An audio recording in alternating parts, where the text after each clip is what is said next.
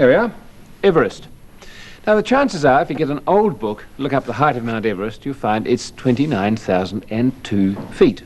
All based upon a lie. Well, not really a lie, but a bit of a fiddle. Because in 1852, the first measurement was taken of Everest, and they took 6 measurements, averaged them out. What did it come to? 29,000 feet exactly. That looked a bit funny when they wrote it down. It looked as if they'd taken a sort of punt and just guessed a sort of wild figure and averaged it up to the nearest 1,000. So they added 2 feet to make it 29,002 feet. Made it look very accurate indeed.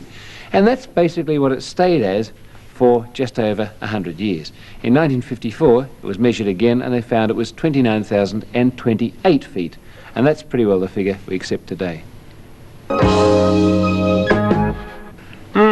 A most difficult code, this, full of indecipherable symbols. Yet I have the feeling if I could crack it, it would give me a message that was really quite trivial or commonplace. I wonder what it says. Perhaps a calculator might help. Yet what am I going to calculate? There weren't any numbers there, at least not numbers as I know them. Have another look. Have a look at the first symbol. It might remind you of something. And that's where the calculator comes in. Because on a calculator, the way they form numbers is really quite interesting. Have a look at this. There's 0, but if I fill that in by pressing 8, you can see that that is formed with little blocks of black. And depending on which blocks I use, I get different numbers. Those are the numbers, or the blocks on the right-hand side. Top, middle, and bottom gives me 2.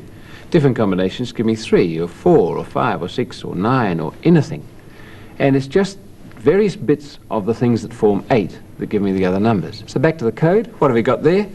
We've got the parts of the numbers that weren't used in making up 1 to 9 and then 0. Really, I suppose, it's a code of anti-numbers. See you next week.